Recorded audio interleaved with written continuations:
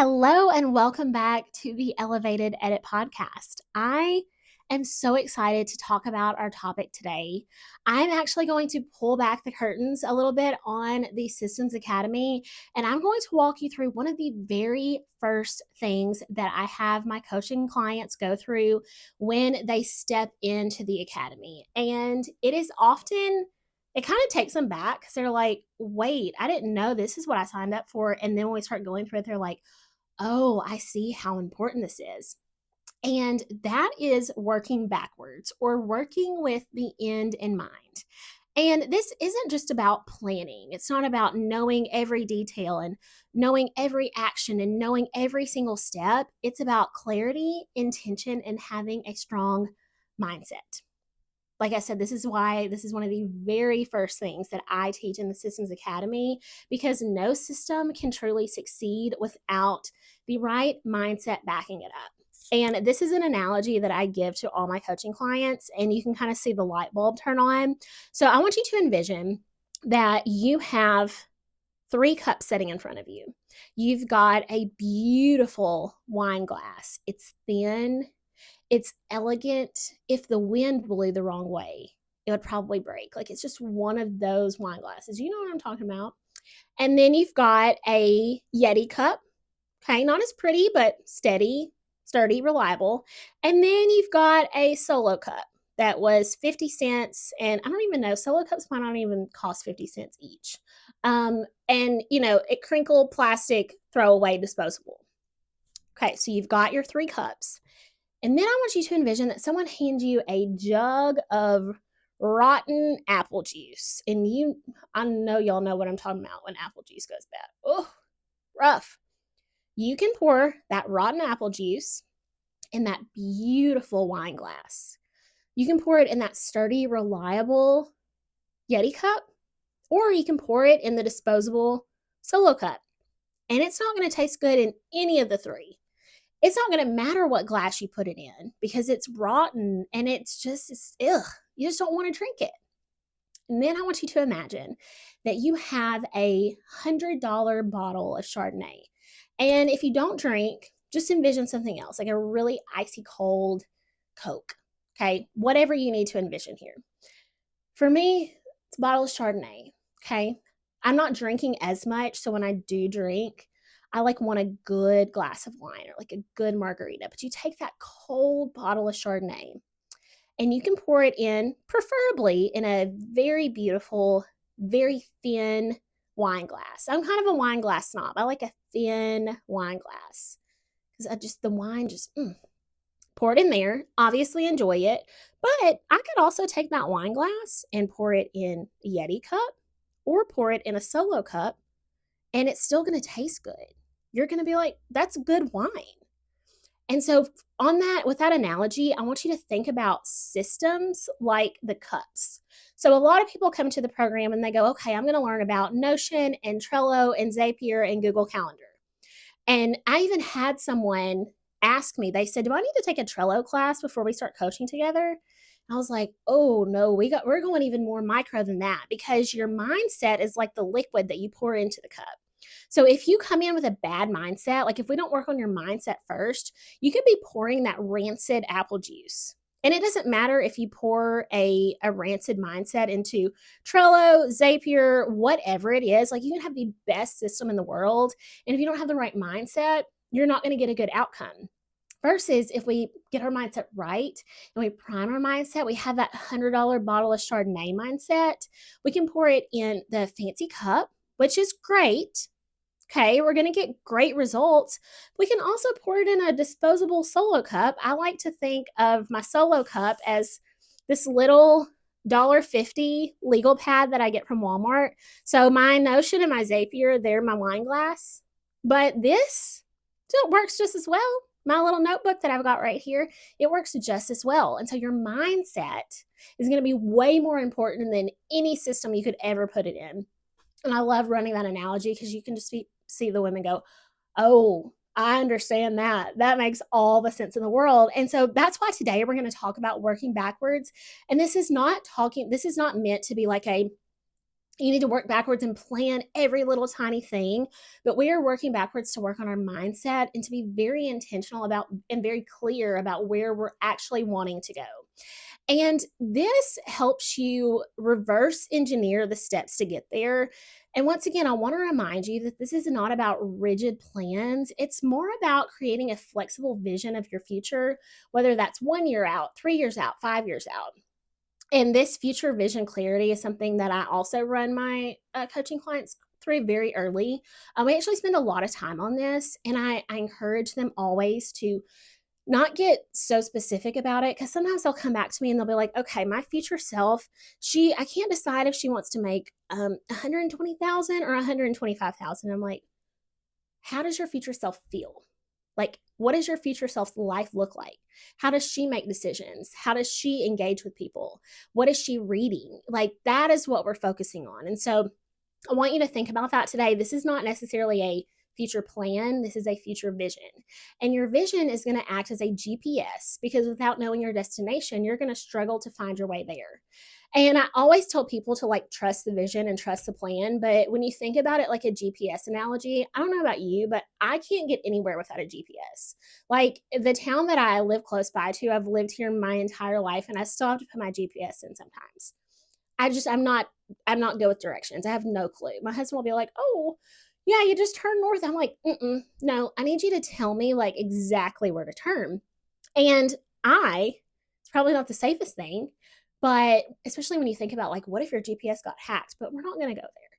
When I put my destination into my GPS, I don't think anymore. Like I turn that off.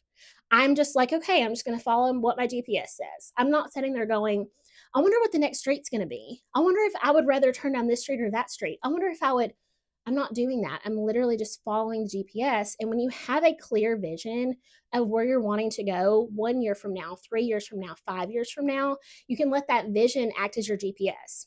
And so when you come to a decision or an issue or a challenge or an opportunity, you can look at that future vision and go, does that align with that? Does that flow with that? Is that going to get me closer to the vision? If not, ignore it. We're gonna keep driving towards that vision. We're gonna stay in line with the vision. We're gonna stay in line with the GPS. And working backwards can help with your decision making. Y'all know I'm all in my confident decisions challenge right now. And I love the future vision thinking because it gives you a filter to evaluate every decision and every opportunity. Each choice becomes clear when you know exactly how it aligns or how it doesn't align with your desired result or desired outcome. And per usual, y'all know I love an action step.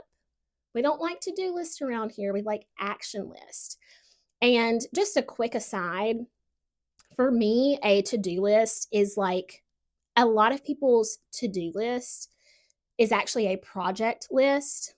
And it will help you if you take your project list and break it down into an action list.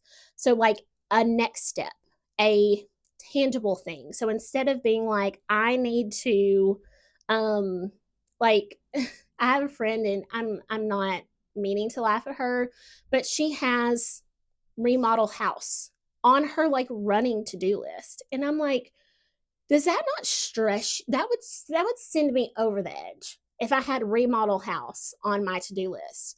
It's like, okay, you need to put like find contractor or set up vision board as like your next, like you need an actionable next step. And so that is at least what I always try to do for you, is to break these down into like tangible, actionable steps. I'm not giving you a project list, a to-do list. I'm giving you an action list. So action step number 1, visualize clearly. Take a little time today or tomorrow to vividly envision your life or your business 1 year from now, 3 years from now, 5 years from now.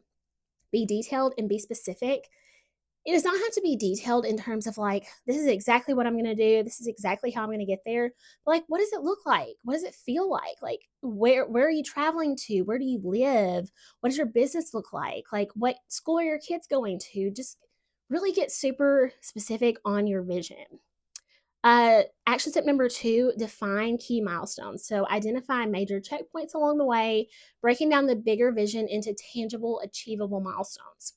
So while I don't love a specific plan, I do love a maybe, okay, 3 months out from here, I'm going to sit down and I don't know if I've mentioned this on the podcast before, but I do a quarterly retreat. Usually somewhere semi close, but I will get an Airbnb or a hotel and lock the doors for 2 days, sometimes three. I'll bring my giant post it note. I'll bring my whiteboards. I'll bring my markers, my highlighters, my laptop, all the things. I'll turn my phone on airplane mode and I will go to town. I will look at my future vision. I will look at the past couple of months, my failures, my successes, my lessons. Am I still in line with my future vision? Like, am I still on a good path? Do I need to tweak anything? And sometimes I don't need to tweak anything. And then I just have 2 days of silence and it's amazing. I love it. So figure out what works for you as far as that, but define your key milestones and really stick to them and give yourself some space and some time to look back and reflect and look forward and reflect as well. Action tip number 3, use the vision as a filter. If you have a clearly defined vision for your future, you can look at anything and say, does this choice move me closer or further from my vision? It's just a very simple, almost kind of something you keep tucked in your subconscious in the back of your mind. And when you come up to something, instead of being like panic stress, like, oh, I've got 20,000 options. I have so many decisions I can make. It's like, okay, wait a minute. Does this line up with my future vision or not? And for me, at least, it's usually very clear, like, yeah, this might be a great opportunity. Or, yeah, I might disappoint someone if I say no to this or say yes. And yeah, this might feel right in the moment, but it doesn't align or it does align with my future vision. And so I try to make decisions from that place. I don't always get it right. Definitely don't always get it right, but it helps me make better decisions for sure. And then number 4, stay flexible yet focused. Understand that details may change. This is why we're not planning everything out. I don't want you to be thinking, okay, in my future, I made $120,000 this year. I want to make $122,000 next year. Like, don't be so inflexible. Don't be so focused on the details, but just keep your core vision in mind and allow it to guide you in an overall direction. And like I said, this is going to, even your future vision is going to fluctuate. I had a client who wanted to print out her future vision and laminate it. I love her so much. Lamination, a girl after my own heart. She wanted to laminate it and she was like, I want it to be hanging on my wall for the next 3 years. And I said, I love that. Like, I think visual reminders are great. But I said, I don't want you to be so rigid with your future vision that, like, because I always try to stay open to what could come. Like, yes, I've got a 3-year vision, but I haven't experienced all of the opportunities that I'm going to receive. I haven't met all the people I'm going to meet. I haven't had all the experiences I'm going to have. I haven't learned all the lessons I'm going to learn between now and 3 years from now. And so I don't know what else is coming. Like, I don't know how many amazing things are coming my way. And yes, I want to stay focused, but I also want to be flexible. Like, if something comes up and it is like my vision equivalent or better, like if it's my vision but bigger than my vision was even going to be, like I don't want to be so rigid that I'm like, that's not part of my vision, I refuse. And so just keep that in mind. Like, I told her, I said, I love the lamination, but be open to the fact that, maybe in 6 months you tweak a little or you add a little something or you take a little something off. Like, you try something and it doesn't work.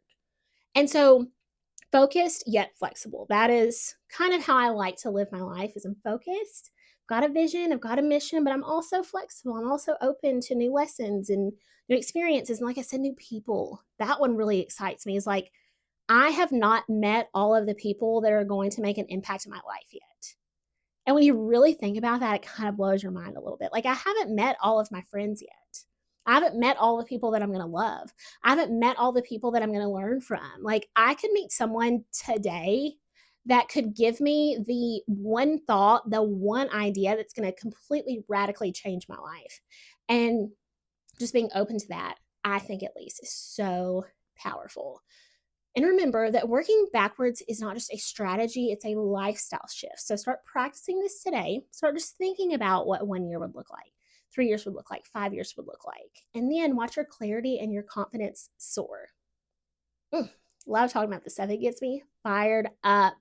I hope you got some value out of this episode today. If you did, whether you listened on Apple or Spotify or you listened right here on YouTube, please share this with a friend.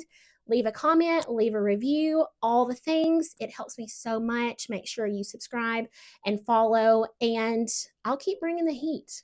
I don't know if you get fired up about this stuff, but I know that I certainly do. It makes me just excited to think about possibilities and opportunities and experiences and journeys and lessons and all the things. It gets me really fired up and really excited. And with that, I hope you have a wonderful rest of your day, and I will see you in the next episode.